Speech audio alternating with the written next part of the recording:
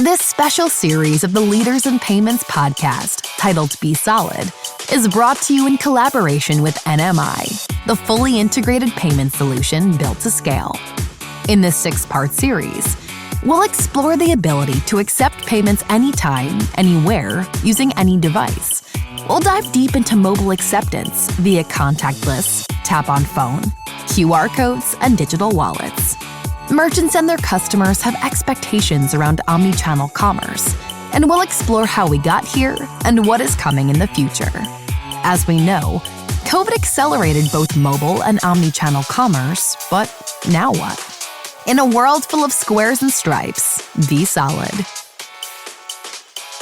I think that there's a lot that can be done to continue to kind of merge self-service into solving core retailer challenges, but then also like bridging the gap of getting retailers in front of consumers in new places that the physical store may not exist. Really, and we're excited that we can really help enable all of that. I think there's just tremendous opportunity, and I think that self-service retail is going to continue to be a core driver in the way we deliver experiences to consumers. That was Elyssa Steiner, the CMO of Cantaloupe, and she is my special guest on this episode 269 of the Leaders in Payments podcast, and I'm your host, Greg Myers. As we continue our deep dive into the Be Solid campaign brought to you by NMI, Elyssa and I discuss self-service retail as part of our 6-part series on Anytime Anywhere payments. Elyssa and I talk about the history of self-service retail, common verticals, and the future of the space, including how Cantaloupe will capitalize on the trends. We've got a great episode ahead, so let's get started.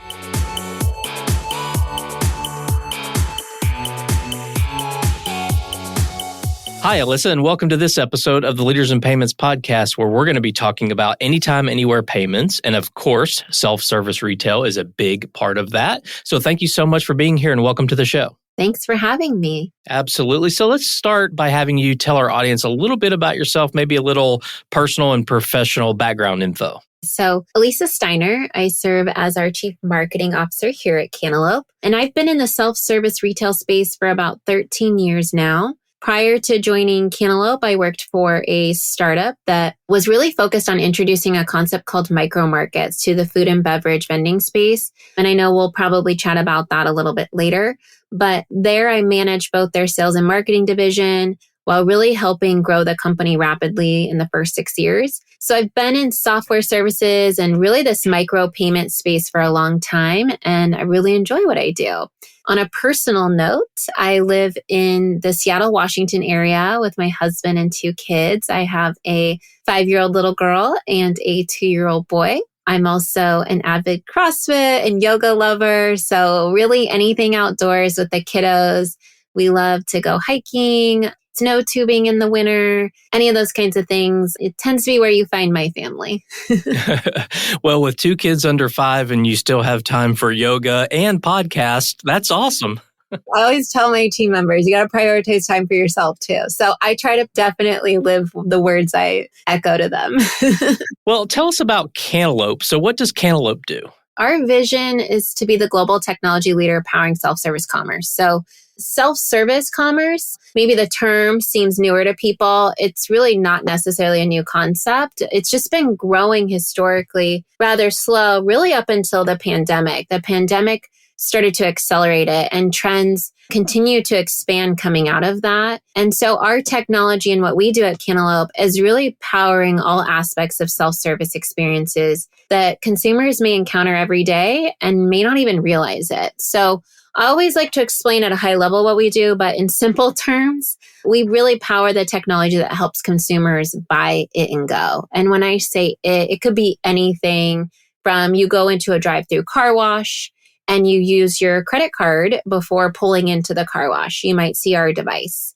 If you walk up to an arcade machine, you could find our card reader on that machine to enable you to play.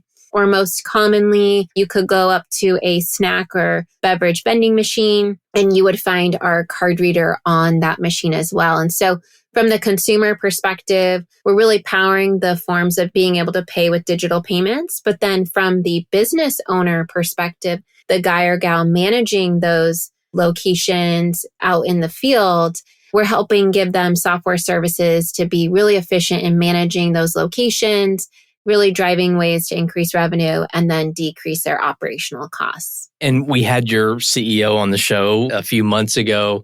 So I've learned a lot, obviously, about Cantaloupe and over the years have been very familiar with the company.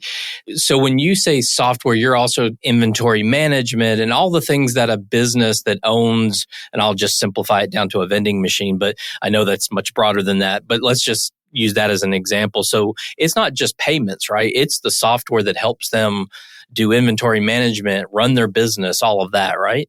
Payments is really just the enabler. Built into it is telemetry. And that's really what's sending data back into the cloud, into a Seed, our backend platform. And really a business owner, small or large, you could have 5 machines, you could have 1,000 locations out there. And we're giving them really a variety of tools, inventory tracking, sales reporting, routing and scheduling. So really the bread and butter is we tell them exactly where they need to go, when they need to service a location, and how frequently they need to do that. So it's leveraging all this kind of predictive analytics to make sure that they're giving their consumers really the best experience every time they walk up to one of their machines, so that you or I don't ever have that instance where we go up to it and 50% of the machine is empty and the product you might have wanted isn't even in there. So you walk away, right? So our software is really helping them kind of optimize that experience. Well, what would you say makes Cantaloupe unique in the marketplace?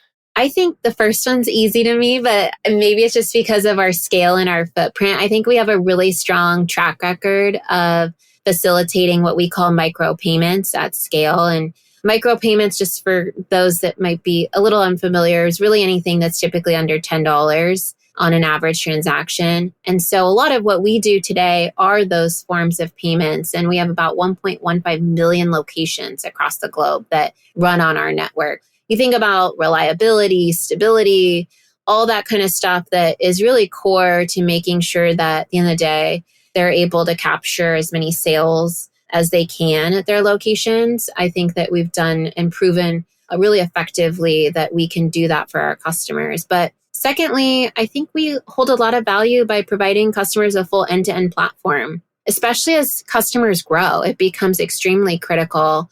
Whether you're hitting 100 locations and you're managing things fragmentedly, it can become very challenging. And or if you're doing it with pen and paper and you need software, well, we have that for you.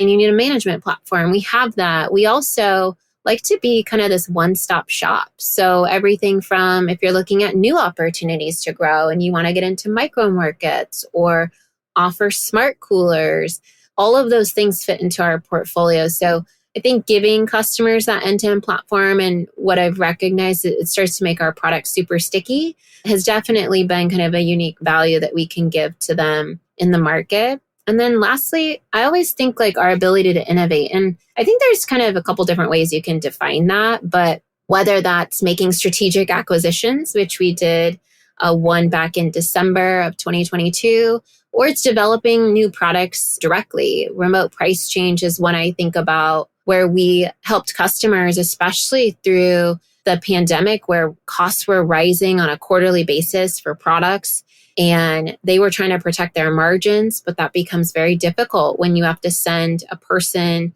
to every single location to update price. And when we rolled out remote price change, it really helped customers quickly realize that, hey, I don't need to send a technician out to do this anymore. I can leverage the tools inside of Seed to change prices on my vending machines out in the field and do that instantly. So now they were able to be more reactive to the product cost changes a lot faster than they ever could before. I like to think, there's things we're doing around AI technology, a lot of things around innovation. And like I said, it could be done a couple of different ways, but I think that we continue to try to make sure that we're not only staying ahead of the curve, but we're delivering that for our customers so they can give the best experience every time. Well, let's dive into the topic at hand, which of course is self-service retail. So can you give us a quick history, maybe from the days of the vending machines taking cash to where we are today? I was thinking about this, and fun fact, did not know this, but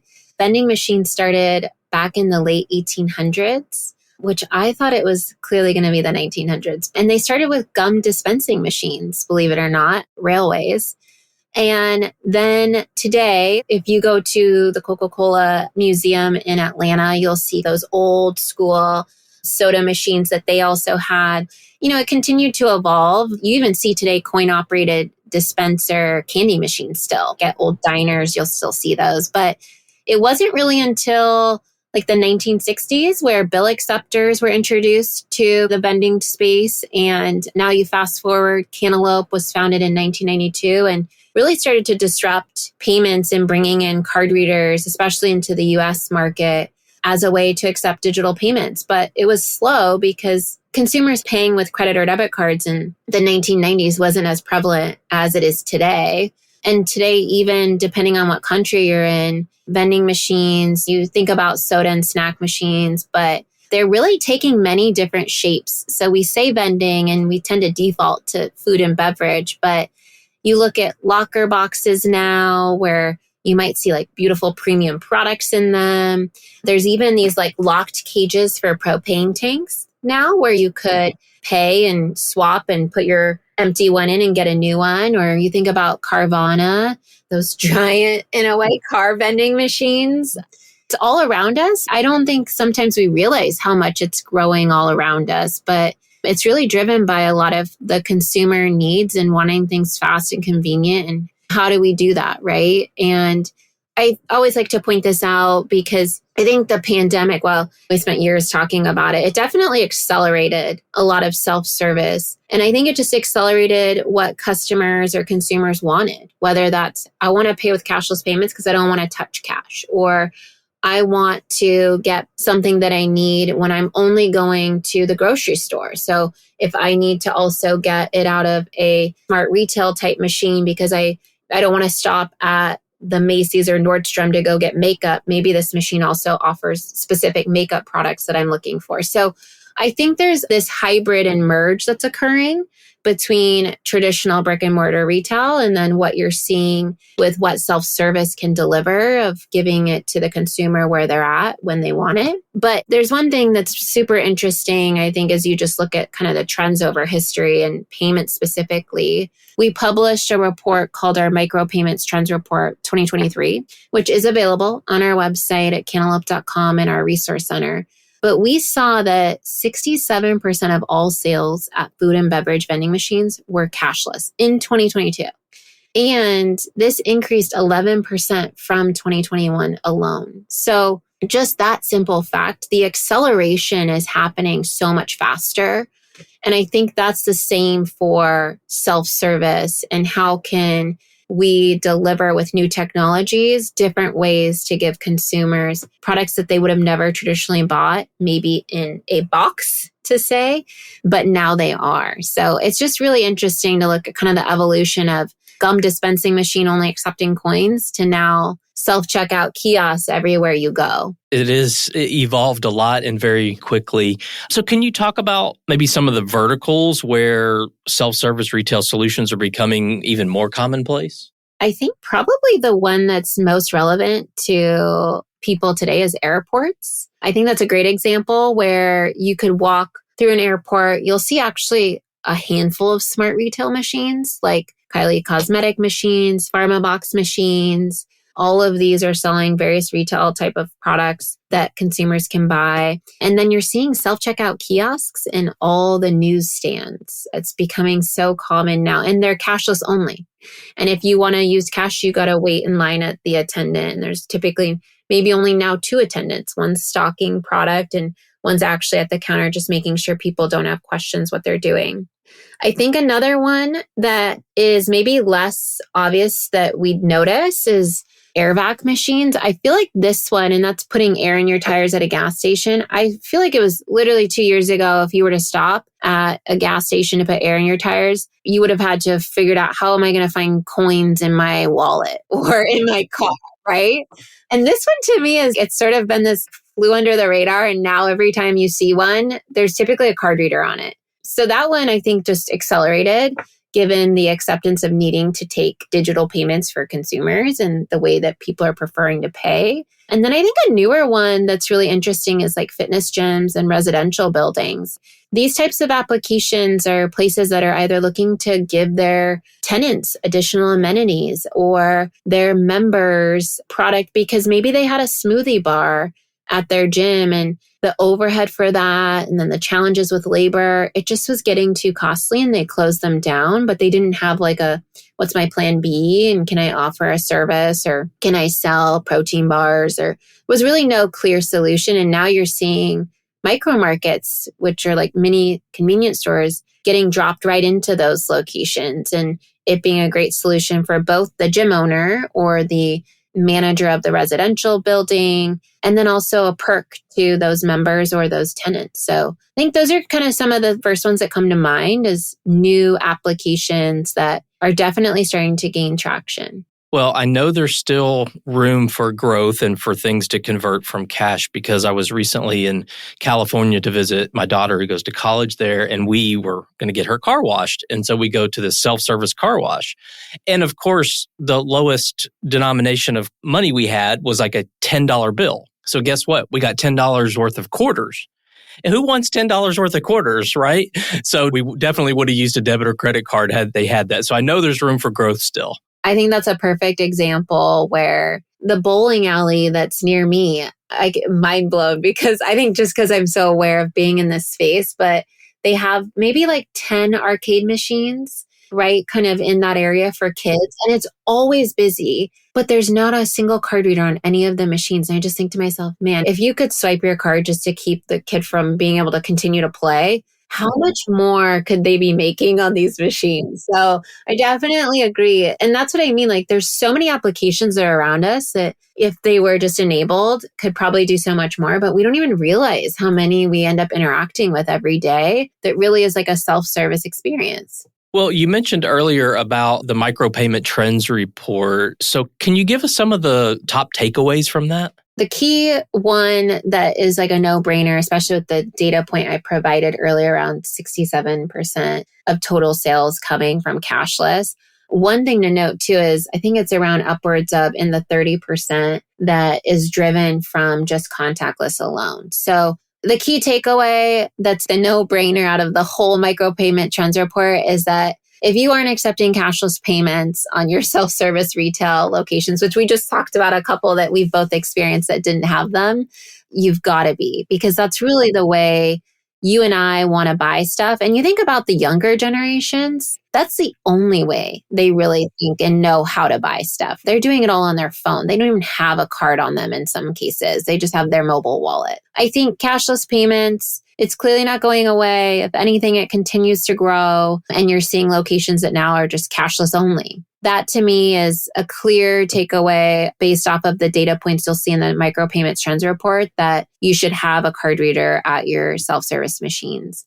The second one that was really surprising to me was we also took the opportunity to kind of break out away from just providing data on food and beverage machines to doing an amusement analysis on amusement and gaming machines. These could be like claw machines where you try to get a stuffed animal, whatever it might be. And one of the things that was really interesting in the study is the average transaction, typically where it was cash only, it was around 93 cents. If you had a card reader, the average transaction was $5.32, which is almost 5x. And I think a lot of it too is that you can, with our technology at the card readers, is you can enable top-offs. So you can allow people, if they're playing and they want to add another 3 credits to play again, they can easily just select to play again and it'll add it to their total before processing that total transaction. So it makes it easy to spend more, right? Which as a business owner, that's a great perk to have. And then as a consumer, it makes it just, you're going to continue the playing, right? And the fun that maybe it gives you while you're doing that. I think that was one of the big like ahas. Amusement is such, again, like another space that I think has been slower to adopt cashless. And in my mind, the data spoke for itself. It felt like a no-brainer to me. There was a couple of other points that we looked at on the amusement side, but that was definitely one of the other key takeaways is just the growth in the average transaction. Then you think about the total sales that presents to you as a business owner and the opportunity you're missing out on if you're not having cashless. again, I think there's tremendous opportunities still from a payments perspective to add cashless acceptance and really proves itself through the data we share in the micropayments trends report. So I recommend if anybody wants to check it out, there's a lot of great data in there and it is available in our resource center. Well, we've been talking a lot about sort of where we've been and where we are today. Let's talk about what's next. Where do you see this space going in the next, say, 5 to 7 years? Gosh, I feel like 5 years from now, who knows? Because technology is moving so fast. But I definitely, in the near term, smart coolers and AI technology, they're really taking off. And I think it's also at a place where people are figuring out how and where can I use this still, right? And I think in self-service, you think about like the giant locker machines and could I buy handbags, premium purses out of it? It kind of ties back to how do you continue to blur the lines between traditional retail and the expectation that I need to get this consumer to come into my store versus saying the consumer is not coming as much. How do I take my product and go where the consumers I want to go after are, right? So whether that's putting those in airports or wherever it might be. But I think that a lot of the technology around AI, you're seeing how do I leverage that to buy potentially alcoholic beverages. It all ties back to fast, convenient, and easy for the consumer. And how can you kind of accelerate those three things with technology? So I think who knows in 5 years, the whole world could be practically self-service and it solves the labor challenges. It solves a lot of the things we're dealing with today. But I definitely see in the foreseeable future, there's a lot of cool things happening around just like smart coolers and the AI piece that is getting really interesting for this space. Well, you know what's ironic to me, at least, and it's just the way my mind thinks around the smart coolers is before our time, people had coolers on their front porch and the milkman came and delivered milk. So are we circling all the way back to that again?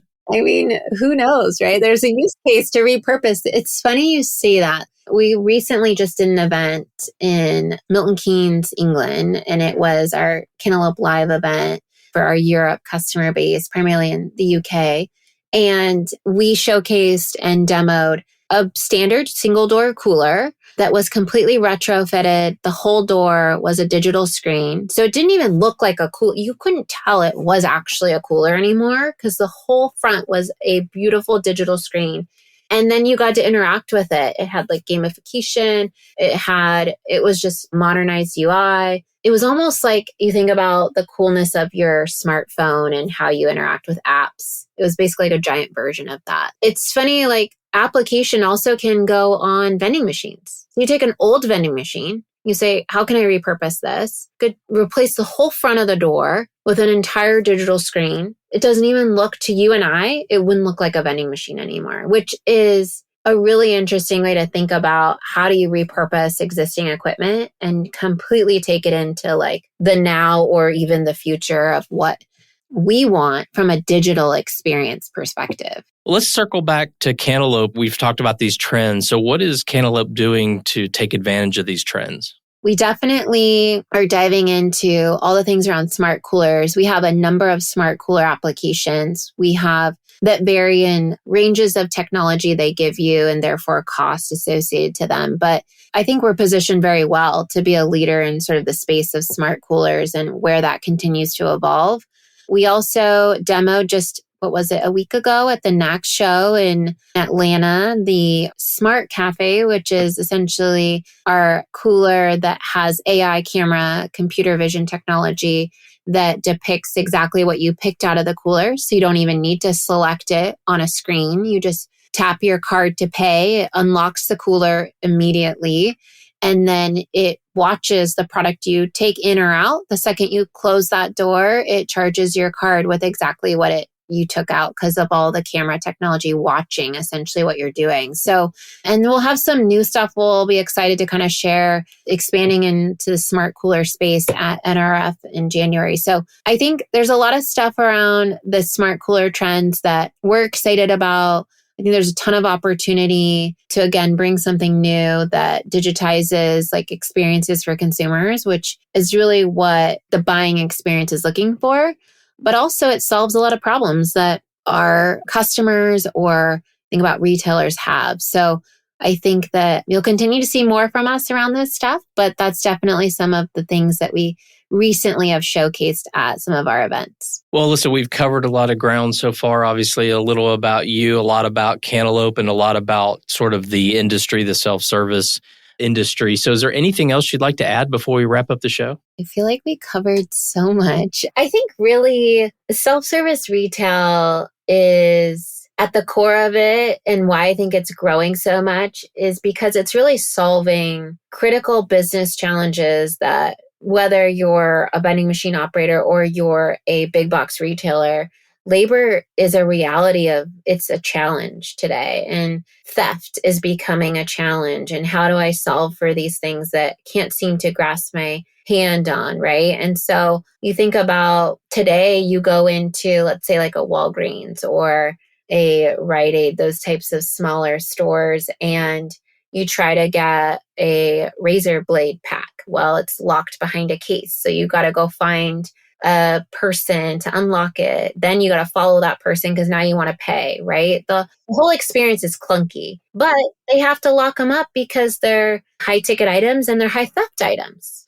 A lot of this like smart, and again, I reference like it's smart cooler technology, but it doesn't have to be in a cooler.